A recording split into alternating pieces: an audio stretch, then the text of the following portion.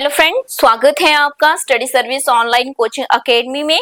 आज हम बात करेंगे इंग्लिश ग्रामर से रिलेटेड। मैं स्वाति, और अगर आप कर रहे हैं हिमाचल प्रदेश टेट की तैयारी या कर रहे हैं कमीशन की तैयारी या फिर पेपर 1 की तैयारी कर रहे हैं, तो आप सभी के लिए जो है ये मोस्ट इंपॉर्टेंट सेशंस रहने वाला है।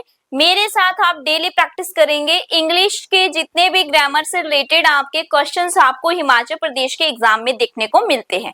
चलिए, तो आज हमारी जो है इसके रिगार्डिंग सेकंड क्लास है। इसके अलावा अगर आप चाहते हैं आप जो है इनको कॉन्सेप्चुअल बेस्ड पढ़ें, तो स्टडी सर्विस का ऑफिशियल नंबर हियर, आप जो है इस पे कांटेक्ट कर सकते हैं। आप ऑनलाइन कोचिंग हमारी ज्वाइन कर सकते हैं। चलिए, तो आज का जो फर्स्ट क्वेश्चन है, बहुत सारे आपको जो है इसमें क्वेश्चंस आज देखने को मिलने वाले हैं, बिकॉज पिछले सेशंस में ही मैंने आपको जो है अनाउंस किया था कि आज जो है हम नेशन और चेज द बॉयज भी इस सेशंस के अंदर जो है अटेम्प्ट करने वाले हैं। चलिए, तो देखते हैं फर्स्ट क्वेश्चन की। अगर हम बात करें, करेक्ट ऑप्शंस आपने बताना है।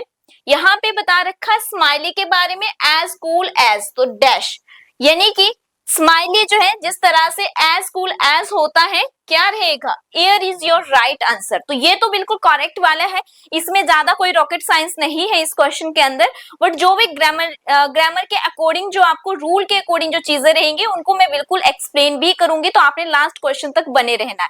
ये क्वेश्चन जो है इसका क्या राइट आंसर था? वो एयर जो है आपका राइट आंसर है। सेकेंड क्वेश्चन भी इसी से रिलेटेड है, तो स्माइली एज ब्रिटल एज, तो किस तरह से होती है ब्रिटल की? अगर हम बात करें, ब्रिटल यानी कि थ्रेड, इससे रिलेटेड जो सही आंसर रहेगा क्या रहेगा? थ्रेड आपका सही आंसर रहेगा।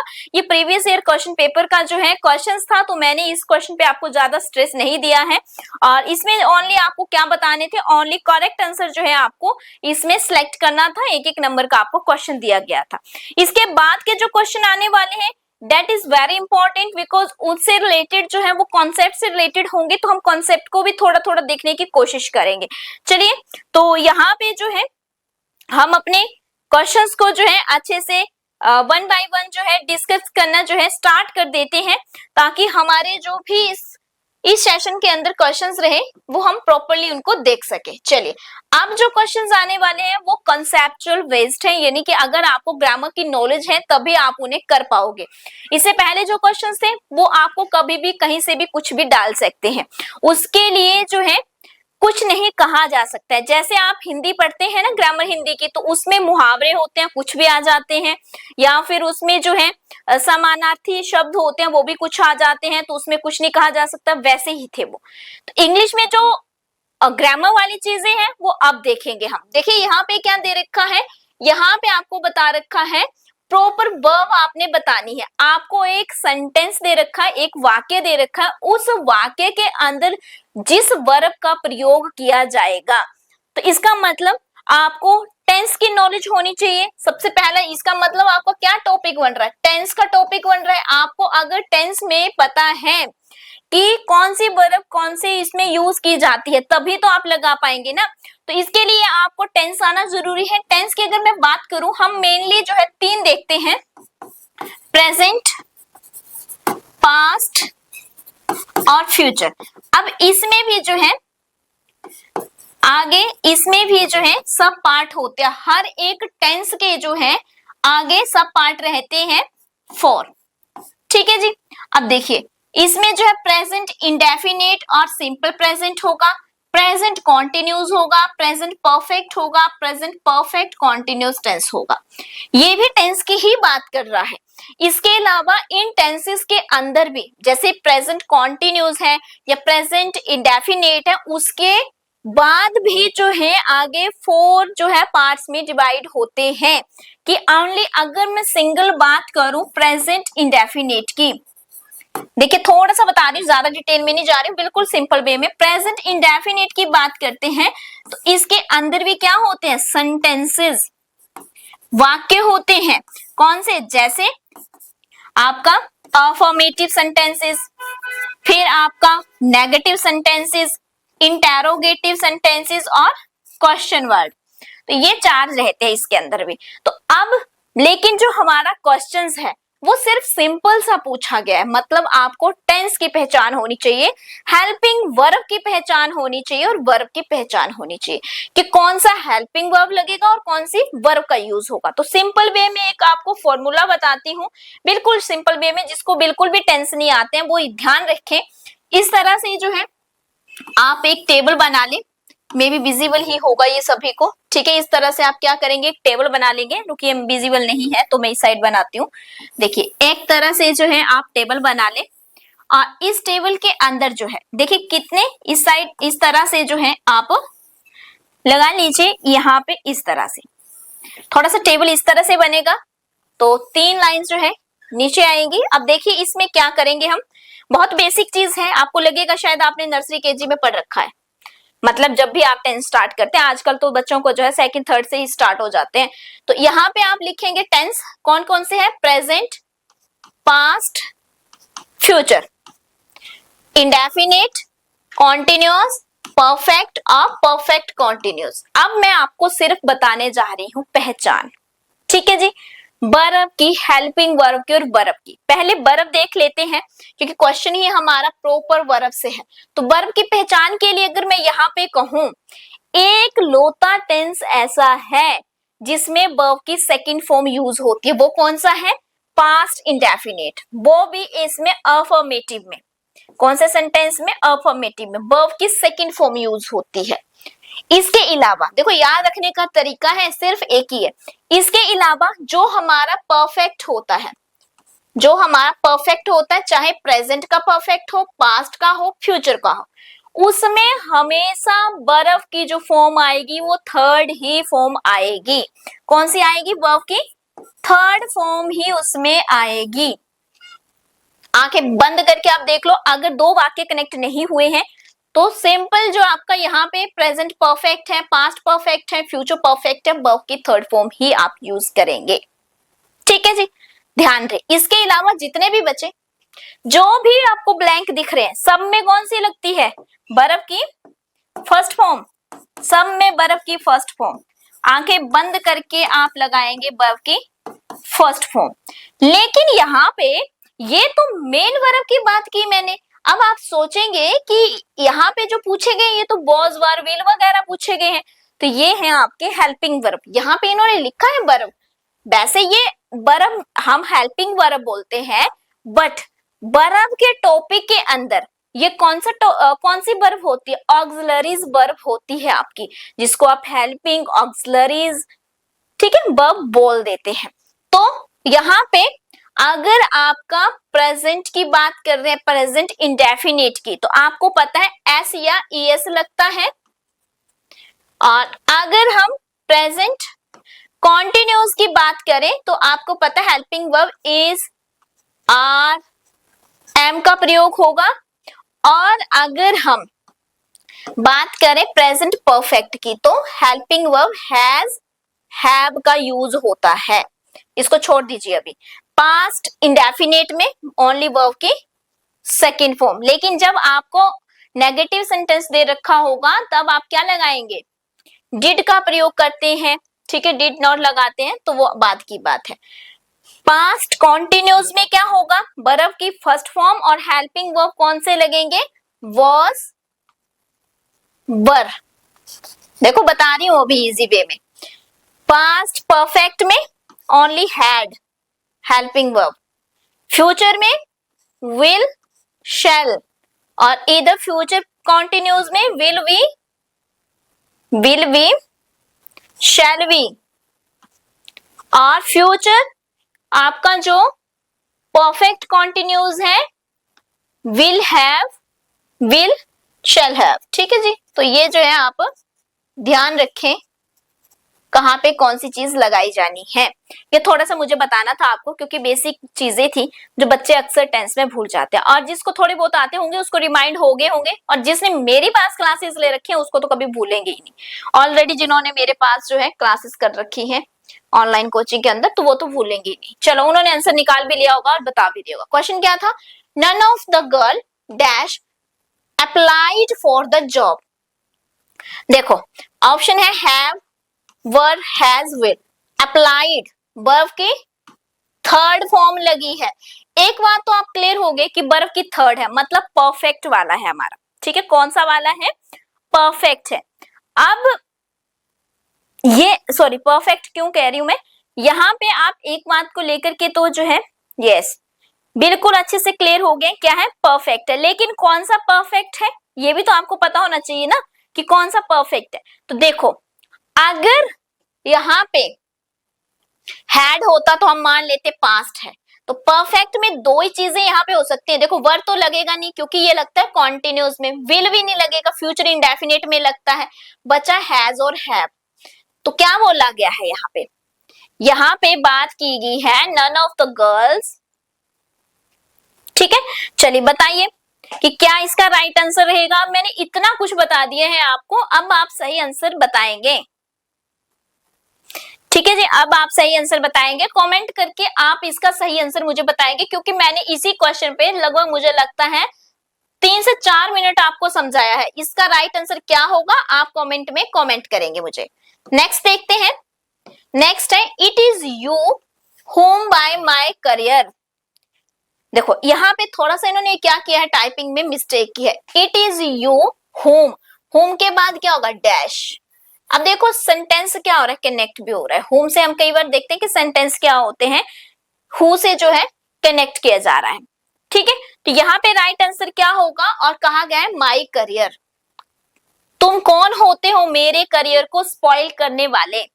तो यहाँ पे हैज है, हैज स्पॉइल्ड है, हैव स्पॉइल्ड है, वो स्पॉइल्ड, इज स्पॉइल्ड। तो ये इज तो आएगा नहीं, ऑलरेडी भी है। वॉज वाला भी नहीं आएगा क्योंकि इज दे रखा है। अब जो आएगा हैज और हैव में से एक आएगा, तो कौन सा आएगा इसमें? ठीक है, इसमें कौन सा आएगा? यहाँ पे ऑप्शन नंबर बी जो है वो आपका सही आंसर होगा, ऑप्शन नंबर बी, ठीक है जी। चलिए, तो ये भी आपका सही आंसर है। नेक्स्ट देखते हैं। देखो बिल्कुल वो कॉन्सेप्ट है जो आप पढ़ के जाते हैं। नेक्स्ट है each boy and each girl, प्रत्येक लड़का और लड़की dash going to take a part in the play. Number 1 verb have been, are या इज। बिल्कुल इजी है, बिल्कुल इजी है। Each girl and boys, going क्या लगा है? कॉन्टिन्यूज है, आईएनजी लगा है, तो क्या लगेगा इसके साथ? इसके साथ जो है देखो बोला जा रहा है going to take part in the play. तो यहाँ पे कि सभी लड़के और लड़की जो है, थोड़ा सा कई बार हम हिंदी में बना लेते तो और ज्यादा इजी हो जाता है। तो यहाँ पे क्या आएगा? कौन सा है? प्रेजेंट का है। क्यों? हैव बीन तो आएगा नहीं, क्योंकि हैव बीन तब आता है जब आपको टाइम भी साथ में दे रखा हो। तो ऐसा कुछ नहीं दे रखा। आर भी नहीं आएगा क्योंकि आर जो है वो प्लूरल के लिए यूज होता है। बर तो आएगा ही नहीं क्योंकि पास्ट की बात ही नहीं हो रही। तो क्या आएगा? ऑप्शन नंबर डी, यानी कि is your right answer. Next देखते हैं क्वेश्चन नंबर 6। अब देखो नेक्स्ट कॉन्सेप्ट आ रहा है। एक कॉन्सेप्ट हमने टेंस वाला देखा, दूसरा कॉन्सेप्ट अब देखने वाले हैं। Choose the correct passive voice. तो एक्टिव और पैसिव वॉइस आपने सबने पढ़ रखे होंगे, एक्टिव वॉइस और पैसिव वॉइस। वॉइस क्या होते हैं? वर्ब की ही एक ऐसी फॉर्म होती है जिसमें हमें पता चलता है कि कोई कार्य किया जा रहा है, किस तरह से किया जा रहा है, वो सब चीजें हमें पता चलती है। इसमें वर्ब से रिलेटेड होता है। तो क्या दे रखा है? एक्टिव वॉइस क्या दे रखा है? डिड द किंग नॉट से स्ले हिज एनिमीज।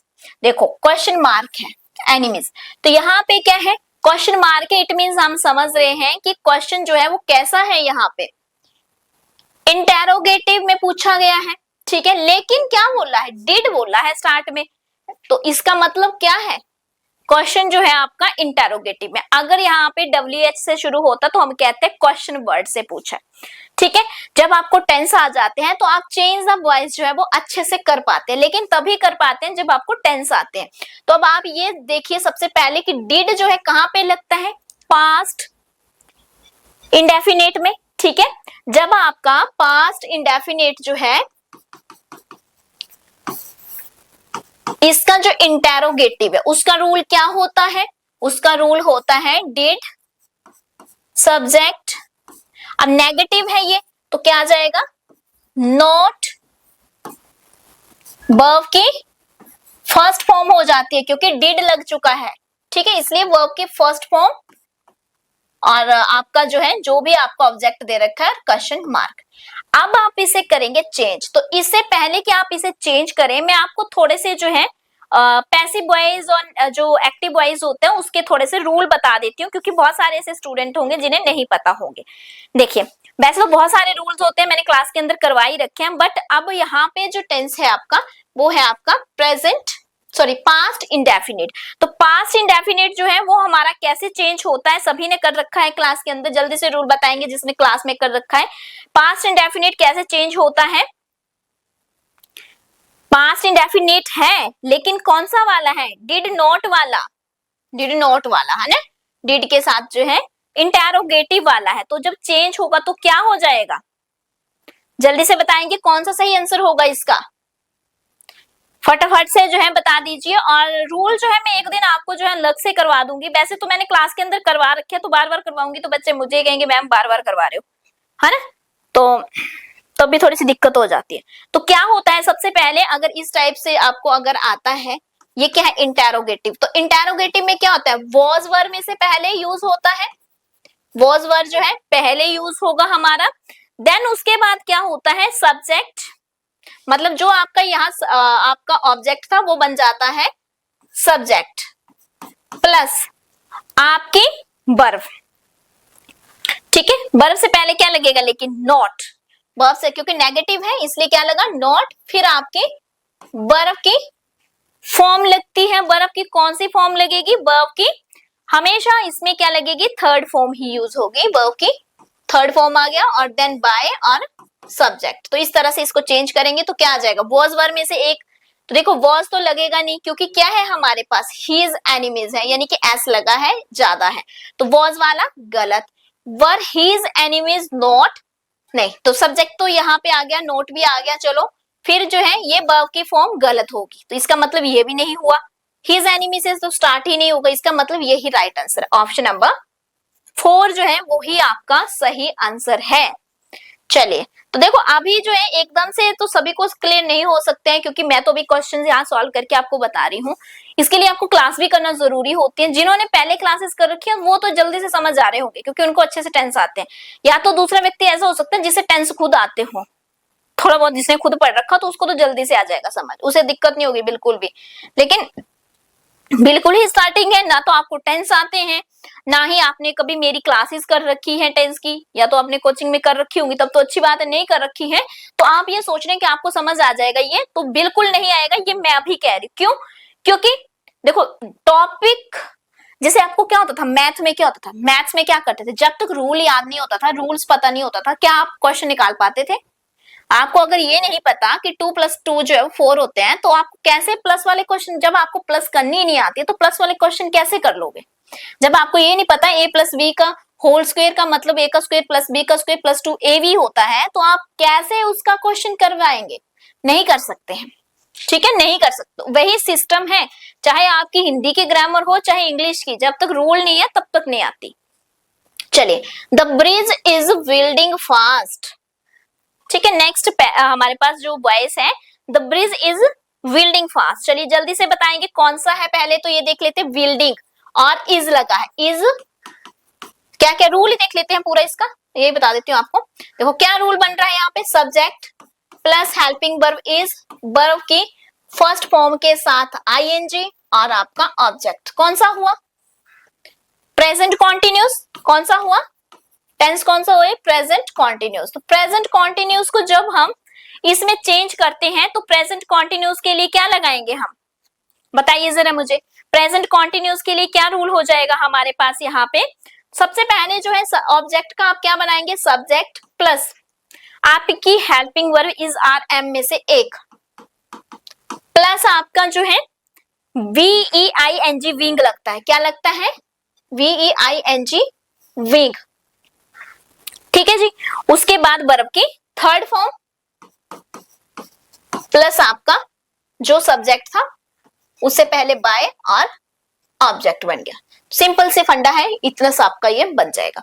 देख लेते हैं, the bridge is building fast, तो मतलब क्या आएगा? पहले सबसे पहले आपका जो ऑब्जेक्ट था वो आएगा फास्ट, हेल्पिंग वर्ब फास्ट के साथ क्या लगेगी? इज, बीइंग लगा दिया ये वाला, वर्ब की थर्ड फॉर्म विल्ड की क्या होगी? विल्ड, और बाय से पहले ऑब्जेक्ट आपका, ठीक है जी। तो यहाँ पे ऑप्शन नंबर 3 जो था क्या वो सही होगा या नहीं, बताएंगे आप मुझे। चलिए जल्दी से बता दो, फटाफट से आंसर दे दो इसका।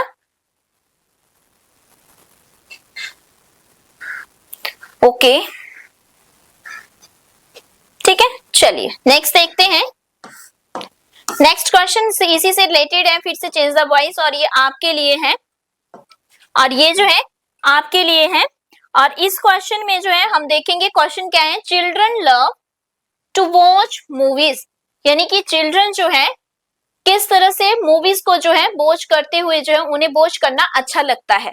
तो ये जो है ये क्या है आपका, ये जो है आपका, ये है आपका चेंज द वॉइस। तो यहाँ पे जो है इसका राइट आंसर क्या होगा ये भी आप कमेंट करके बताएंगे, और चलो मैं ही बता देती हूँ इसका, ठीक है। इसका राइट आंसर 4 जो ऑप्शन आपका हो जाएगा, क्योंकि मैं पहले आपको एक्सप्लेन कर चुकी हूँ बहुत सारे, तो मुझे लगता है कि अभी आपको बता देना चाहिए डायरेक्ट ही, क्योंकि आप भी वेट कर रहे होंगे। इससे पहले मैंने दिया भी एक क्वेश्चन आपको। नेक्स्ट देख लेते हैं, नेक्स्ट क्या है, नेक्स्ट भी आपका इसी से रिलेटेड है, ठीक है जी। ओके ठीक है, इससे रिलेटेड क्या है, who humiliated you in the party, who humiliated you in the party. Number 1, who were you insulted in the party? Second, why who was in the party insulted by you, या फिर by whom were you insulted in the party, या फिर by whom you were insulted in the party। देखो ध्यान रखो एक चीज का, क्या है who है तो who का क्या बनेगा, by whom बनता है, सभी को पता है। जब हम इसे चेंज करते हैं एक्टिव से पैसिव तो क्या बनता है, बाय होम बनता है, ठीक है। तो इसका मतलब जो होम वाले हैं वो तो पहले काट ही दो, कौन से बाकी 3 है बाय होम वाले, इनमें से ही एक होगा, ठीक है, इनमें से ही आपका एक होगा। तो क्या हो जाएगा, ऑप्शन नंबर 3 जो है वो आपका राइट आंसर हो जाएगा। ऑप्शन नंबर 3 आपका सही आंसर है। तो जितना प्रैक्टिस करेंगे उतने ज्यादा आपको आएंगे ये, ठीक है जी। नेक्स्ट देखते हैं, नेक्स्ट क्वेश्चन है question number 10, his behavior has really amazed us। his behavior has लगा है, इट मींस आपका प्रेजेंट की बात हो रही है, प्रेजेंट परफेक्ट की जो है बात हो रही है, ठीक है। अब आपने इसे करना प्रेजेंट परफेक्ट को कन्वर्ट। तो प्रेजेंट परफेक्ट जो है जब हम इसे कन्वर्ट करते हैं प्रेजेंट परफेक्ट को तो क्या हो जाएगा, देखो ना तो ये आपका क्वेश्चन वाला है, ना ही आपका ये नेगेटिव है, ना ही क्वेश्चन वाला। इट मींस क्या है, अफर्मेटिव सेंटेंस है। अफर्मेटिव को जो प्रेजेंट परफेक्ट अफर्मेटिव को चेंज करते हैं तो क्या रूल होता है, जो आपका ऑब्जेक्ट है वो बनेगा subject, subject plus has have में से एक प्लस आपको बीन लगता है। हेल्पिंग वर्ब क्या लगेगी, हैज या हैव में से एक। कैसे पता लगाएगा हैज कहाँ लगेगा, हैव कहाँ पे, अकॉर्डिंग योर सब्जेक्ट। टेंस में हम सब्जेक्ट पढ़ते हैं, ठीक है, 7 सब्जेक्ट हम देखते ही है, आपका जो है first person second person third person वाले सब्जेक्ट पढ़ते हैं, तो उसी के अकॉर्डिंग हम यहाँ पे देखेंगे, ठीक है। तो ये जो है हमारे पास यहाँ पे हैज और हैव के साथ जो है क्या लगेगा, हैज और हैव के साथ आपका यूज होगा बीन, BEE एंड बीन जो है वो यूज होने वाला है, प्लस आपकी वर्ब की थर्ड फॉर्म लगेगी। तो इसके अकॉर्डिंग कौन सा आंसर होगा आपका सही इसमें, तो इसके अकॉर्डिंग जो है आपका सही आंसर ऑप्शन नंबर डी जो है वो हो जाएगा। एक बार इसको देख लेना। तो ये थे आपके आज की इंग्लिश की क्लास। आई होप आप सभी को अच्छी लगी होगी और आप जरूर चाहेंगे कि इसी तरह से डेली मैं प्रैक्टिस करूं। वैसे तो अभी मैं मिक्स क्वेश्चंस आपके लिए ला रही हूं, जिसमें आपके चेंज द वॉइस, नरेशंस, ये सब चीजें जो है मिक्स हैं, बट अभी टाइम आपके पास शॉर्टेज है टाइम की, क्योंकि आपको पता है 13 को आपका एग्जाम है, तो मैं कोई रिस्क नहीं लेना चाहती हूँ अभी। इसके आफ्टर एग्जाम जो है आपको टॉपिक वाइज लाना शुरू करूंगी, ताकि आपको और भी ज्यादा इजी हो समझने में। तो आई होप कि आपको क्लास अच्छी लगी होगी। आप फीडबैक जरूर दीजिएगा, आपको क्लास कैसी लगी आप नीचे कमेंट में जरूर बताइएगा। नेक्स्ट क्लास के लिए जो है कल आपको नेक्स्ट क्लास मिल जाएगी। तो इसी तरह से जो है स्टडी सर्विस के साथ जुड़े रहिए, और आपने अभी तक जो है स्टडी सर्विस को सब्सक्राइब नहीं किया है तो कर लीजिए। थैंक यू सो मच, मिलेंगे नेक्स्ट क्लास में।